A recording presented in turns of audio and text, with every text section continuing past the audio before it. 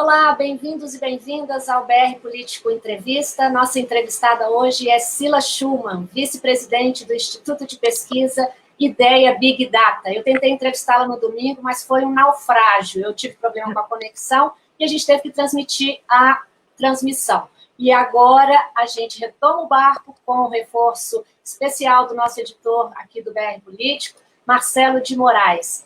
Cila, muito bem-vinda, obrigada pela entrevista. Pesquisa do IDEA de segunda-feira sobre o segundo turno em São Paulo mostrou Bruno Covas com 64% e Guilherme Boulos com 36%. O Tucano chama o oponente de radical e Boulos chama o Bruno Covas de bolsodório. Até que ponto o eleitor está sensível a esses apelos no segundo turno, considerando que ele vai votar no menos pior? Muito obrigada novamente, uma boa tarde. Obrigada a vocês, um super prazer estar aqui. Domingo tudo atrasou, né? Atrasou ali o TSE, a nossa entrevista também, nem sempre dá para contar com a tecnologia, mas que ela ajuda e aqui estamos.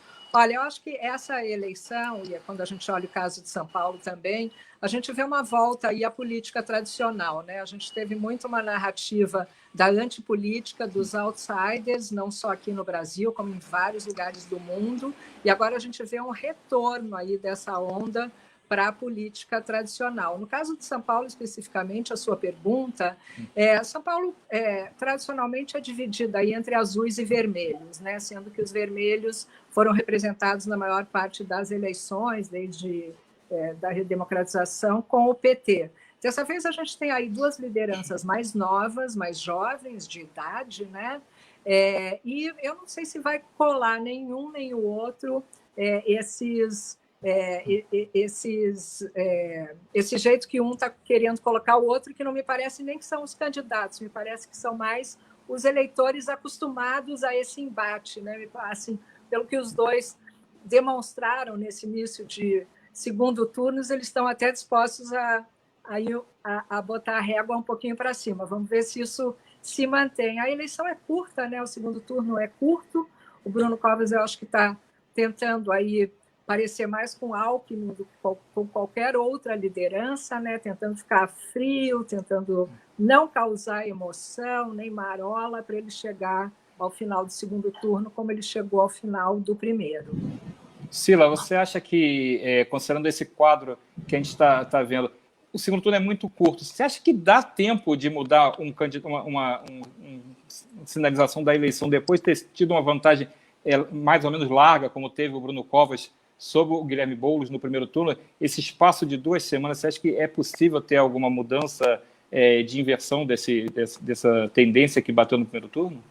Olha, possível sempre é, mas não acho que é provável, né? Acho que São Paulo veio aí, o Bruno, ele era um candidato, era um prefeito desconhecido, né? Porque na realidade ele foi eleito vice-prefeito e não prefeito, ele não passou pelas urnas da outra vez, ele apareceu realmente quando ele ficou doente, depois na pandemia, quer dizer, foram 2 momentos muito graves e diferentes, que foi a forma como ele se apresentou para a população. Eu acho que agora, na eleição, ele está tendo uma oportunidade de realmente dizer quem ele é, o que ele pensa, e um segundo turno sempre é útil para isso também, né? Para você olhar melhor. Eu acho que o eleitor ele pactua melhor quando ele tem mais tempo de entender. E São Paulo, uma cidade tão grande, com tantos problemas, acho que pode ser interessante a gente ter um segundo turno com 2 candidatos com visões tão diferentes, mas não candidatos que, né, acho que nenhum dos dois é adepto da política rasteira, nem,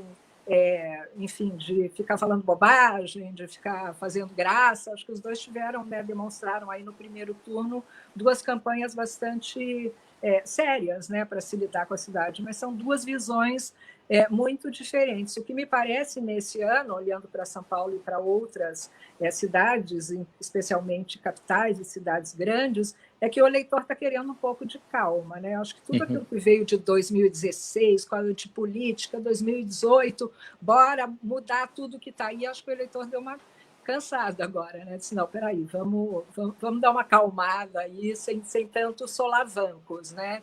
E o Bruno me parece que tem se mostrado aí um candidato bem apropriado para esse para esse momento, né? O Boulos, por sua vez, ele acho que obviamente vira um nome mais nacional que já era, né? Já é um nome nacional e aparece aí como grande liderança de esquerda, mas o desafio dele vai ser entrar nas periferias, né? O voto dele foi muito concentrado em alta escolaridade, né? Em jovem de 16 a 24 anos, ali 61% dos eleitores dele estão nessa faixa, né? 46% dos eleitores dele são de classe mais alta, mais escolarizada, então ele tem aí esse desafio de entrar mais na periferia, o que é curioso porque, né, quando a gente fala de azul e vermelho, em geral azuis eram mais da periferia. A gente vê aí não diria que uma inversão, mas um certo equilíbrio nesse sentido, né? E Sila, falando sobre periferia, né, até que ponto assim, as coligações, os apoios que os candidatos recebem no segundo turno, no caso de Boulos, o do PT, né, que tem penetração na periferia, isso poderia ser favorável ao Guilherme Boulos, e, ao mesmo tempo, o Bruno Covas recebendo apoio de Russomano e do Republicanos, por exemplo, poderia diminuir a rejeição também, ainda que a dele seja menor, mas poderia ter um efeito na rejeição também. Eu acho que ajuda, de novo, é a política tradicional, né? O Gilmar Tato ele tem uma liderança ali em regiões bastante específicas, mas ele tem, de fato, né, ele, os irmãos dele, toda a família Tato, eles conseguem carrear muito voto ali, então acho que isso vai ajudar, além da militância do PT, mas quando a gente vê a transferência de votos, né, você vê que tem mais votos e mais candidatos transferindo para o Bruno Covas, né? E acho bastante difícil colar essa coisa de que o Bruno é russomano, por exemplo, né? Porque ele construiu aí, primeiro que tem o nome do avô dele, né, que é muito forte ainda no imaginário dos próprios políticos, né? E o Bruno procurou, ao longo desse mandato dele, se colocar muito mais como centro-esquerda, né? A gente até falava no primeiro turno que ia depender de contra quem ele viesse no segundo turno para saber se ele ia ser esquerda ou direita nesse caso, né? Quer dizer, se ele ia um pouquinho mais para lá, um pouquinho mais para cá, né? Eu diria que ele é um candidato bastante de centro, onde fica difícil de pegar isso. Agora, eu acho que o eleitor do Bruno, os militantes, vão tentar colar Lula em Boulos, né? Toda essa ameaça da volta do PT de vermelho, que também não é, mas acho que as estratégias estão se colocando como tal, né? Então, eu espero que essa discussão sobre visão da cidade mesmo se sobreponha a esse tipo de questão, de medo, de ameaça, né, que não faz bem para o eleitor na hora de votar, né? Apesar de que emoção é preciso na campanha, mas um pouco de racionalidade acho que vai fazer bem nas eleições municipais. Já tem mais racionalidade, que eu chamo, né? Mais pragmatismo nesse sentido, porque as pessoas conhecem muito bem o problema da cidade, né? Quem mora ali na Zona Leste sabe que tem um problema de transporte, sabe que tem um problema no posto de saúde, enxerga esse problema, né? Então é mais difícil se levar por grandes emoções como numa campanha nacional em que de repente, fake news ali sobre questões que as pessoas não dominam, de economia, de uma série de coisas, se sobrepõem. Então, agora, sobre a sua pergunta de se pode mudar, eu acho que em muitos lugares a gente vai ter surpresas, né? De mudança, tem lugares onde, né, o segundo turno chegou mais apertado, né, em várias capitais e cidades grandes, e tem muito esse fenômeno das fake news, tem a questão, né, que a gente falava da abstenção, que pode mudar bastante uma reta de chegada ali, né, a depender de quem for votar. A gente vê aí que tem um temor maior da pandemia nesse momento, né, então grupos de risco se protegendo mais, e a abstenção, em geral, no segundo turno é maior também, porque não tem o voto nos vereadores, né? Os vereadores carregam muito eleitor para a urna, né? No segundo turno não tem isso. Então, vai ser menos movimento. Então, acho que as campanhas vão ter que pensar um pouco como campanha americana, né? Onde o voto não é obrigatório, né? Que não adianta você ter a vontade do eleitor, você também tem que fazer o eleitor ir votar. Né? Sila, eu queria dar uma nacionalizada na conversa. Você falou que o resultado é da política tradicional dando aquela recuperada de espaço, a antipolítica perdeu aquele impacto que vinha de 2016 em diante, né? as pessoas falam de 2018, mas 2016 a gente viu aqueles candidatos que se intitulavam Eu não sou político, eu sou novo, aquela onda antipetista, então já tinha um pedaço desse fenômeno, já começa ali. Eu queria saber de você se você acha que, apesar de ter tido essa fuga de novo para o conhecido, se você acha que o eleitor ele deixou de ser conservador ou se ele é conservador pelos resultados que você está vendo de primeiro e segundo turno, agora caminhando as primeiras pesquisas, se você acha que a tendência é que o eleitor ainda seja mais de conservador do que de uma ala mais à esquerda, de uma ala mais progressista. Qual é a sua avaliação? Olha, eu acho que depende do que a gente chame de progressista e de conservador, né? Acho que no Brasil a gente tem aí bastante movimento entre as duas coisas. Eu diria que em 2016 e 2018 teve muito a questão do outsider, mais do que a questão da direita, né? Evidentemente que tem toda uma questão de religiosidade, tinha uma questão da segurança em 2018, tinha todo, né? A gente tinha o PT, que balizava muito né, o fenômeno que se deu ali nas urnas, mas, de qualquer forma, eu acho que a gente ainda não sabe quem é o opositor ao Bolsonaro em 2022. Né? Por isso é muito difícil você fazer uma previsão para ali. O Bolsonaro tem hoje 40% de aprovação, né? Quer dizer, ele está num grau de aprovação bastante bom para quem vai à reeleição, se a reeleição fosse hoje, né? Mas eu acho que o jogo que ele fez nas eleições municipais, veja, eleição municipal e eleição nacional não tem exatamente um resultado aritmético ali, mas os políticos fazem política, então eles fazem base, né? E eu acho que essa antipolítica ela acaba prejudicando em algum momento. Ela é muito boa na narrativa, no discurso, mas como resultado nem sempre ela pode funcionar, né? Então a gente está vendo isso no mundo inteiro. A gente vai ter aí uma eleição bastante difícil. A gente vê o Trump, a gente vê a Espanha, a gente vê muitos lugares onde o eleitor quis inovar e ter o outsider, mas na hora do resultado ali no governo ele fala, não, peraí, não gostei, né? Deixa eu ver de novo aí o que eu quero. E os partidos, enquanto isso, né, especialmente os partidos de centro, quando a gente vai falar de novo sobre a sua pergunta de conservadores, eles são bem conservadores também nesse trabalho, né? Você vê aí grandes lideranças, ACM Neto, Kassab, enfim, todos eles sabem da força das estruturas municipais e trabalham para isso, né? Não é por um acaso que o MDB tem tanto prefeito, não é por acaso que esses partidos têm tanta base, é porque eles realmente trabalham entre uma eleição e a outra. E o presidente sem partido, né? Ele saiu de um, não foi para o outro.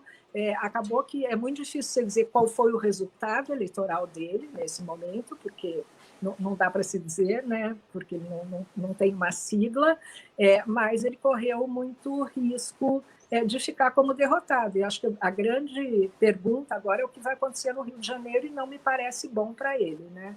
A gente vê o candidato dele, que é o Crivella, a base eleitoral do presidente é Rio de Janeiro, né? Portanto, aqui em São Paulo ele fez um pouco de graça, digamos, querendo enfrentar ali o Dória, que é um possível adversário dele em 2022, vindo com o russomano, mas Rio, de fato, é a base dele. O Crivella tem uma rejeição muito alta, né? Ele tem uma desaprovação. Aí, quando a gente falava, né, entre Bruno e Crivella, o Bruno aproveitou muito a campanha para melhorar a aprovação dele, né? E transformar essa aprovação em votos. Com Crivella, ele não conseguiu fazer isso, e não me parece que aí sim dê tempo de fazer isso, né? E aí ele tem ali um adversário no Paz, que é do grupo do Rodrigo, mas, enfim, de todo esse grupo, que eu acho que é o que mais preocupa hoje o presidente, mais até do que a esquerda nesse momento, né? Para ele é mais fácil batalhar com esse monstro imaginário da esquerda do que com candidatos de centro. Então, acho que a equação está um pouco aí, né? E Rio de Janeiro não me parece que vai ser uma tarefa, me parece que vai ser uma tarefa inglória para ele, é o que tudo indica. Porque, veja, quando a gente falava assim do eleitor municipal, né, na eleição municipal ser mais pragmático, mesmo com uma prefeitura que não seja super bem avaliada, eles muitas vezes preferem continuidade, o eleitor no município, né? Mas esse não é o caso do Rio de Janeiro, né? No Rio de Janeiro, o Crivella está com uma desaprovação muito alta, então eu não acho que ele vai conseguir reverter isso nesse momento.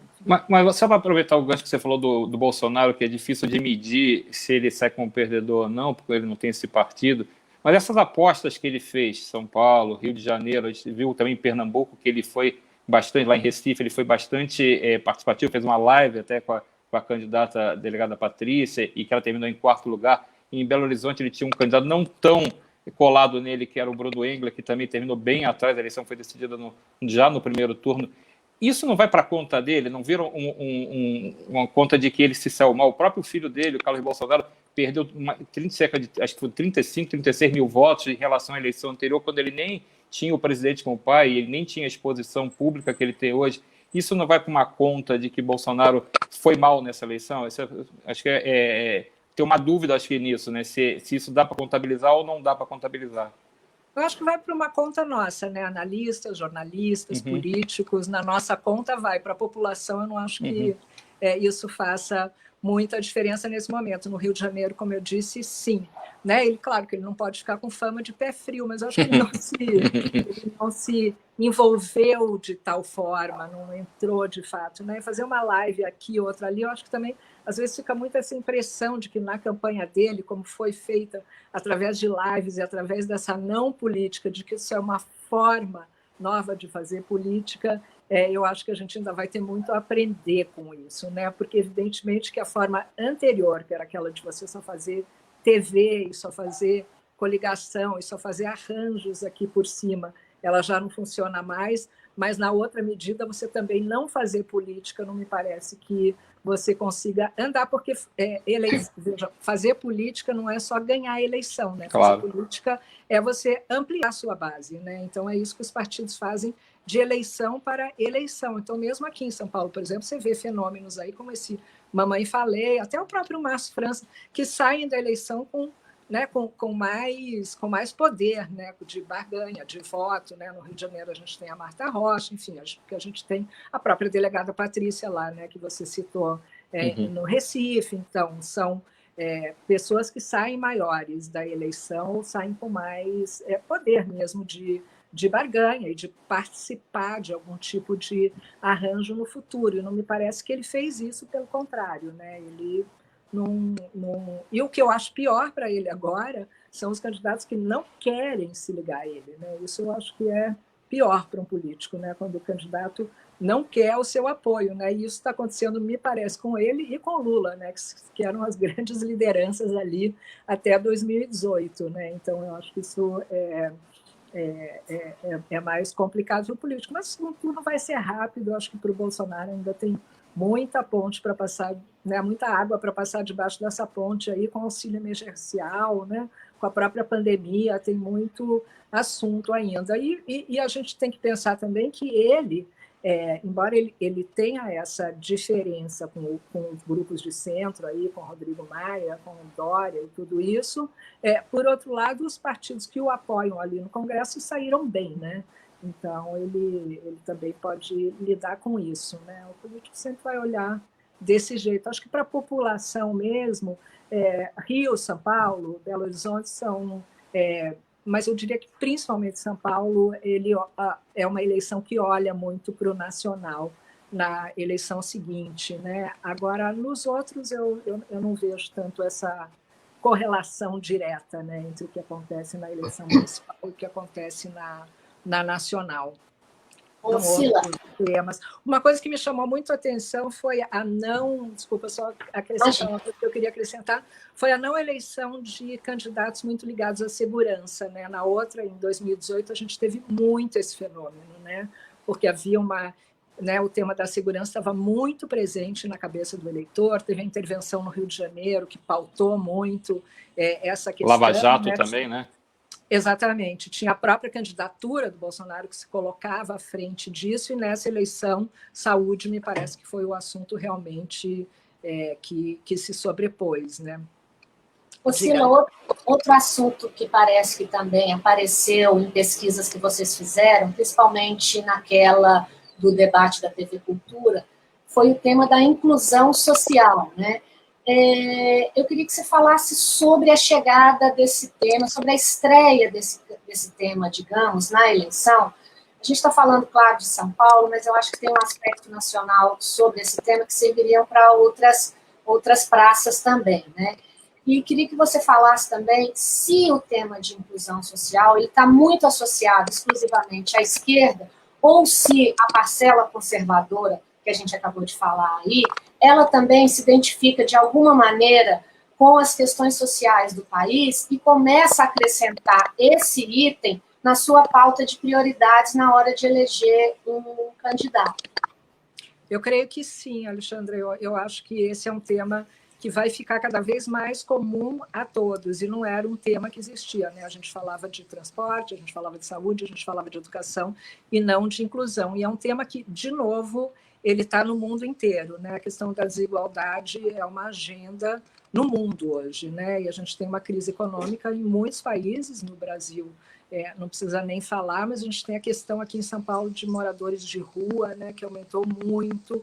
Essas são questões que têm aparecido, né, quando a gente faz grupo de pesquisa qualitativa, principalmente, essas são questões que têm surgido e a necessidade do Estado estar atuante. Então, eu acho que a inclusão social, eu fiquei muito impressionada do debate, né, que você mencionou, como isso apareceu em todos os blocos. Os eleitores estavam realmente, né, especialmente os indecisos, procurando alguém que tivesse uma solução para esse assunto. E uma coisa também que a gente que tem um...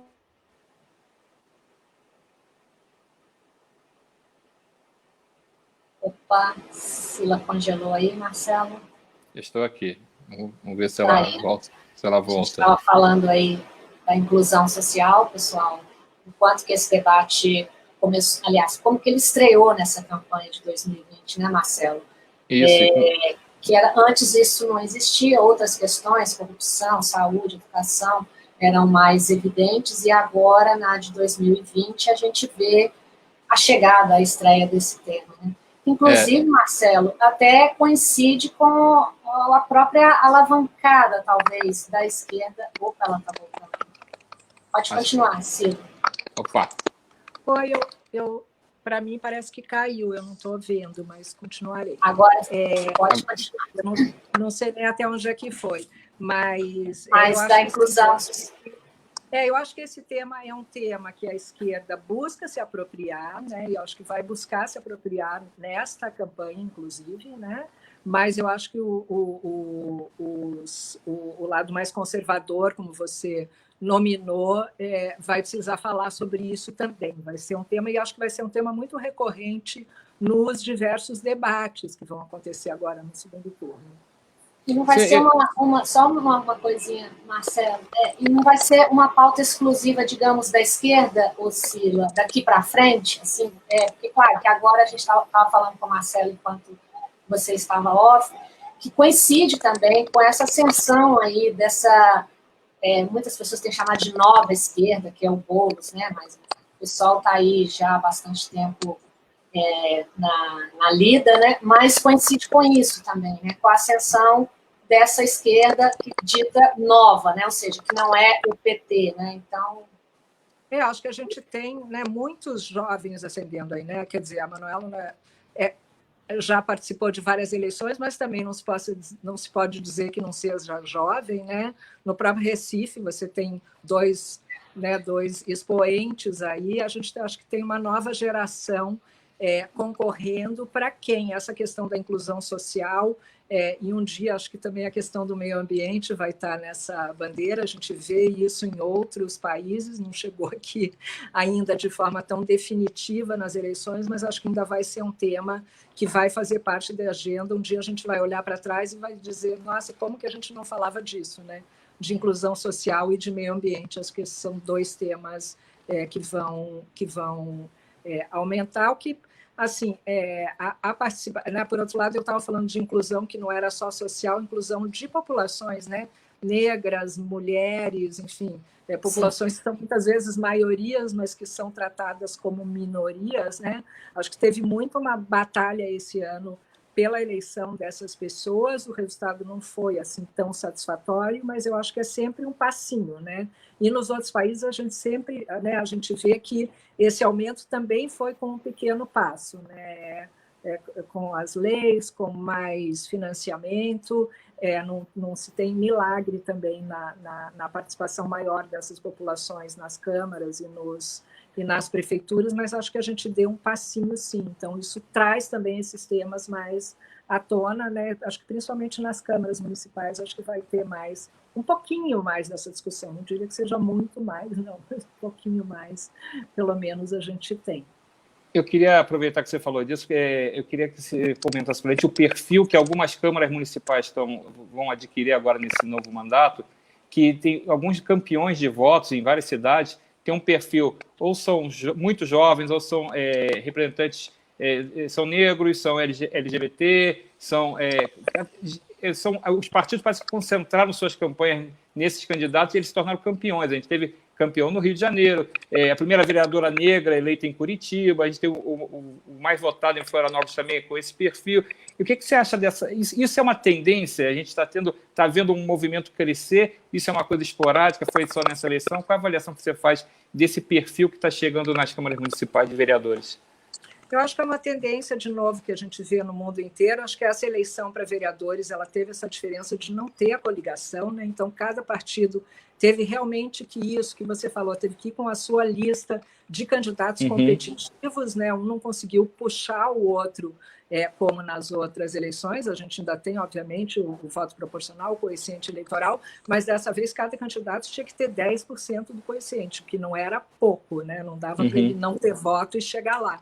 Então, acho que aconteceu exatamente isso que você falou. Os partidos acabaram indo atrás desses candidatos, o que me parece mais interessante do que você ir atrás de uma celebridade, né? Como acontecia antes, que eram os puxadores de voto. Então, de novo, acho que a gente deu mais um passinho nesse sentido, né? A gente não teve aí uma reforma eleitoral grande, a gente teve uma mini reforma eleitoral e aí a gente tem uma mini mudança, né? Acho que a gente, enfim, anda devagar, mas se você for olhar, né, olhando de novo os Estados Unidos, né, quando você olha ali as eleições de meio de termo, você teve muitos candidatos desse tipo chegando ao Congresso também lá, né, governadores eleitos e tudo, e dessa vez você tem um refluxo ali de mais mulheres republicanas se elegendo, né, então acho que essa coisa da mulher também, acho que a gente ainda vai chegar numa hora ali de conversar sobre a tal da sororidade, né, que a gente entender que mulheres eleitas não são só as de esquerda ou as progressistas, né? Mulheres na política são mulheres de todos os matizes, né? Inclusive as com as quais né, pode não se concordar no sentido de ser mais de direita ou de ser mais de esquerda, né? Então, acho que a gente vai andar com isso, mas não temos ainda temas, né, de mulheres e de trans e de negros sendo tão discutidos, né? Acho que ainda falta muito para a discussão. No Brasil, por exemplo, a gente não discute aborto numa eleição, né? Na municipal não seria o caso, mas nas nacionais a gente sequer discute esses temas, que são temas muito das bancadas femininas em outros países. Então, acho que a gente ainda tem aí muito para andar nessas questões. Eu queria até aproveitar que você falou do... uma candidata a vice, né, que é a Erundina, que é mulher, mas não temos candidatas mulheres, né, no segundo turno. Até isso que eu ia perguntar para você. Né? Porque em 2016 só uma mulher se elegeu prefeita, em Boa Vista, a Tereza Surita. Teve mais uma que chegou ao segundo turno, mais duas que chegaram ao segundo turno, a Angela Min e acho que a Rose Modesto. Então foram só 3 mulheres disputando, né, com chance de vencer. Nessa não foi muito diferente também. A gente teve a Cíntia Ribeiro, que se elegeu já em Palmas no primeiro turno, porque lá não tem 2 turnos, mas tem também, acho que são 3 ou 4 mulheres no segundo turno disputando os capitais. Isso eu queria saber. É o passinho pequeno, mas não foi pequeno demais pelo tamanho. O eleitorado feminino é muito maior que o masculino, são mais de 7 milhões de diferença, não é uma pouca diferença, e isso ainda não consegue se reproduzir na urna. O que está faltando que você acha que não deu esse start ainda de ser proporcionalmente um pouco mais realista? Acho que 2 questões aqui, né? Eu acho que teve uma expectativa muito alta por causa do financiamento dessa vez, né? Porque além de você ter os 30% de candidatos, você ainda tinha 30% do financiamento, e a gente ainda não sabe como isso ocorreu, né? As notícias que a gente tem aqui, isso não ocorreu exatamente assim, né? De que mais recursos foram para homens brancos que fazem parte aí, né? As estruturas partidárias, elas são bastante machistas, hierárquicas e tradicionais, né? Acho que muito mais do que o próprio eleitorado, né? Isso você vê na esquerda e na direita, né? As estruturas partidárias são bastante centralizadoras, né? Agora, de outro lado, a gente teve uma campanha com muita pouca participação, né? Uma campanha quase que passou em branco, né? O eleitor não está com muito problema, né? Para ter prestado atenção na campanha. Foi uma campanha basicamente que ocorreu na TV e no digital, né? A campanha municipal é uma campanha muito de corpo a corpo em geral, isso não pôde acontecer por causa da pandemia, então acho que as mulheres também não tiveram muita chance de falar, de se colocar, então acho que foi uma campanha bem atípica, né? Então vou não ser pessimista e pensar que foi uma campanha atípica e que ainda na próxima a gente vai ter mais chance, mas né, pensar, eu estou fazendo bastante paralelo com os Estados Unidos, mas é porque está muito fresca a campanha que ocorreu agora há pouco, né? E que a gente prestou muita atenção lá no IDEA, a gente fez muita pesquisa a respeito disso, né? O Maurício mora em Washington, a gente teve muita participação lá, mas se você pensar que a primeira mulher vice-presidente nos Estados Unidos, né, que é uma democracia mais madura que a nossa, com mais atuação nesse espaço, aconteceu agora, acho que a gente ainda está indo no caminho, mas eu fiquei bastante desapontada, assim, pessoalmente, com os resultados. Eu achei que ia acontecer mais, até porque os partidos, pelo menos, se mostraram mais interessados, né, nessa questão e dar mais força para as mulheres. Eu mesma participei de muitos seminários na pré-campanha, treinando mulheres, mas as mulheres tiveram muita dificuldade, né? E essas dificuldades estão vindo à tona, né? Muita dificuldade de machismo, misoginia, financeiro também, né, Sila? E acho que agora as mulheres que foram eleitas também têm que ser muito cuidadas, né? Porque não adianta você chegar lá, você também tem que ser capaz de atuar no mandato, porque tem muita agressão eleitoral mesmo com essas mulheres que chegam nos cargos, depois, né, em algumas estruturas partidárias ou em alguns lugares, elas podem ser quase que ter os mandatos sequestrados, né, se não prestar atenção. Então, acho que tem um caminho ainda bastante longo aí pela frente. E o curioso é que na disputa presidencial a gente está até mais avançado que os Estados Unidos, né? Porque a gente já teve uma presidente que foi reeleita, inclusive, e outros candidatos importantes. Marina Silva, Heloísa Helena foi terceira colocada em 2006, só que parece que não reproduz para as outras eleições, né? Parece que na eleição majoritária tudo bem, e quando chega na majoritária para presidente, né? E quando chega para governador e nos outros prefeitos, aí dá uma diminuída, né? Mas São Paulo a gente teve duas prefeitas. Verdade, né? verdade. Né? Duas prefeitas que estão aí na luta, inclusive. Né? Verdade. Há bastante tempo, né? Foi da Marta Suplicy ao Bruno Covas agora no segundo turno, vai ser importante ali pela entrada dela ali na Zona Sul, nesses lugares em que ele precisa de voto. Acho que ele, né? E até nessa discussão se é de esquerda e de direita, né? Acho que ele fez ali uma rede de apoios, talvez, né? Já pensando nisso um pouco mais ampla, né? Mas, enfim. Sila, a gente está chegando aqui um pouco no final, Marcelo. Vou fazer uma última pergunta aqui. Talvez, se você quiser encaixar alguma também, a gente teria que ser rapidinho. Mas eu queria que você falasse, que a gente citasse a questão da abstenção, né? O TSE falou que a abstenção esse ano foi de 23,14%, e aqui em São Paulo, 29%, né? Quem que é esse eleitor, Sila, que não foi votar, assim? Dá para traçar um perfil dele, assim, em São Paulo, por exemplo? A gente ainda não tem esses dados totalizados pelo TSE para eu poder falar de forma bastante segura, né?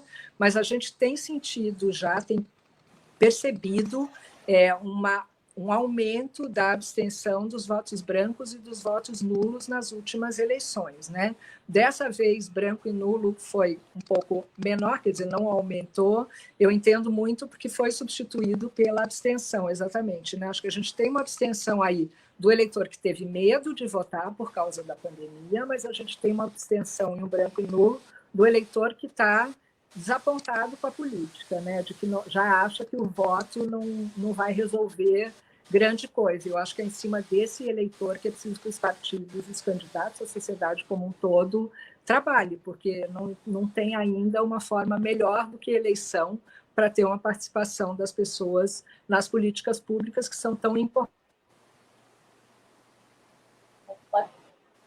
Travou de novo aí, né, Marcelo? Acho que travamos. Abusando da boa vontade dela, já estouramos o tempo aqui. Vamos ver se ela retoma aí sobre abstenção, sinal, pelo menos para dar um tchau aqui para a gente.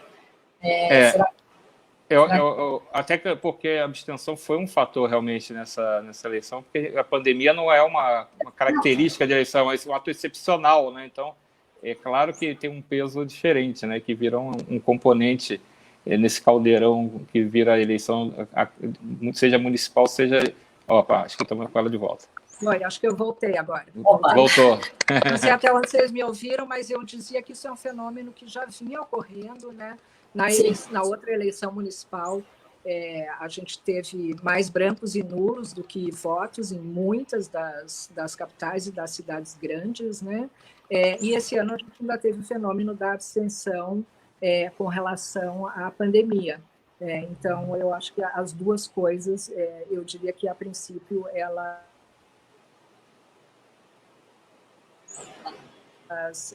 se misturam nessa desilusão, porque acho que o eleitor nem sempre está entusiasmado, e no segundo turno é isso que eu falei antes, né, que a gente vai ter que ver, sem os vereadores, como é que isso vai se dar, né, se o eleitor vai comparecer, pode acontecer de ocorrer mais abstenção ainda, né, o que a gente não tem quase indeciso, né, agora no segundo turno. Alexandra, posso fazer uma só para terminar, então? Rapidinho aí, senão a TV Estadão...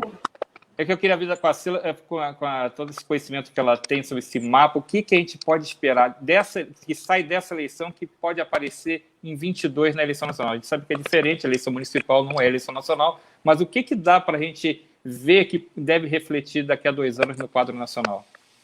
Olha, acho que surgiu aí o que a Alexandra ou você chamaram de nova esquerda, né? Eu acho que isso veio com mais força agora, né? O PT não tendo essa posição tão confortável quanto teve, porque governou há 13 anos e antes disso já tinha uma posição bastante confortável nesse espectro, né?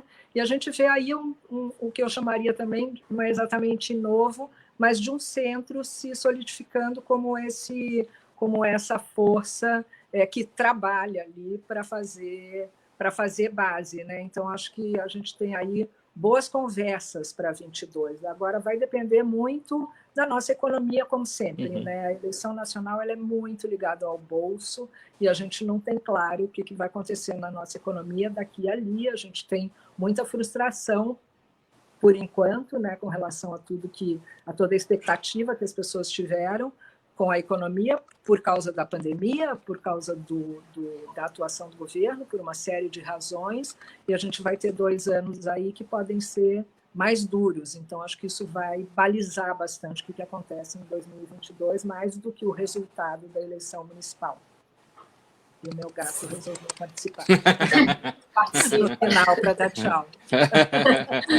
Ô, Cila, é sempre um prazer falar contigo. A conversa aqui está fluindo, a gente ficaria mais alguns minutos, né, Marcelo? Tem vários outros mais umas horas. Mas eu te agradeço bastante pela gentileza e quem sabe deu certo. Desculpa aí o problema da conexão no domingo de novo. E acho que nos redimimos aqui. E eu agradeço também a você. Você quer dar uma última palavrinha aí, algum recado? Sim. Agradecer muito, adorei conversar com vocês também, foi muito legal. E temos um segundo turno pela frente, a gente que gosta de política adora eleição, então estamos todos felizes.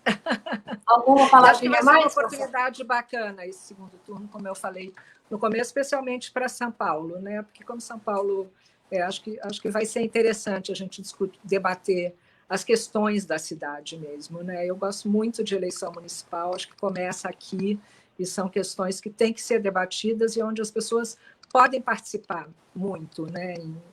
Em olhar para soluções, para essas visões de mundo. Acho que vai ser os debates vão ser bacanas. Eu estou bem animada. E vai ter debate, né? Verdade. Vários, né? Então é isso, Marcelo. A gente então encerra por aqui, agradecendo a você que nos prestigiou com a sua audiência. Muito obrigado. O BR Político volta com outras entrevistas com outros candidatos, aliás, ao segundo turno em algumas capitais do país. Muito obrigada. Aqui em São Paulo é 45 a 50, né? A diferença aí é mínima, né? São só 5 votos, 5 números.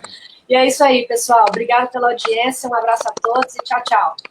Tchau. Obrigada, tchau.